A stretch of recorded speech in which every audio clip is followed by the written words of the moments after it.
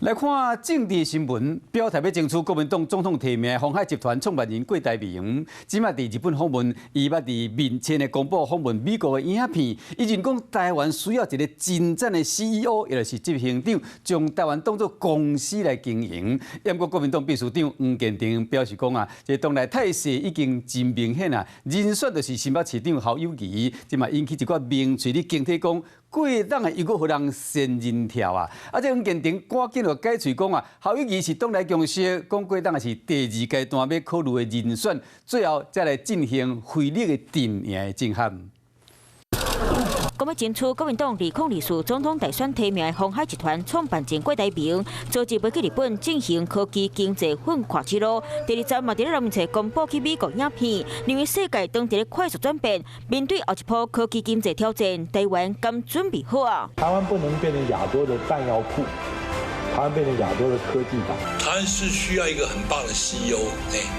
来把台湾当作一个 company 来 run。另外一边，新北市长侯友宜昨和台南市长黄伟哲共台推销往来和龙德山。来的货品，我前面一定给你买光，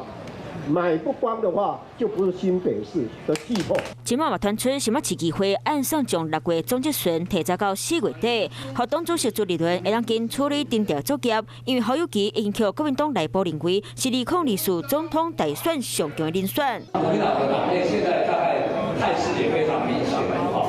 就是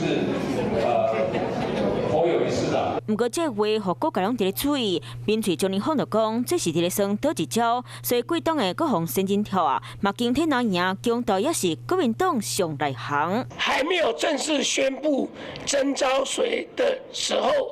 任何人都有机会，都可以去争取。党内的部分就是侯友宜，好，进入到第2个阶段，还有郭台铭董事长，这当然是我们要考量的人选，那最后呢，还要能够来整合这个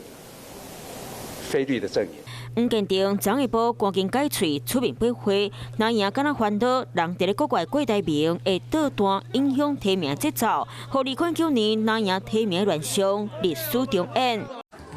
华视新闻看起来，赶快订阅我们的华视新闻 YouTube 频道，欢迎按赞、订阅、开启小铃铛，最新最及时的资讯要提供给你。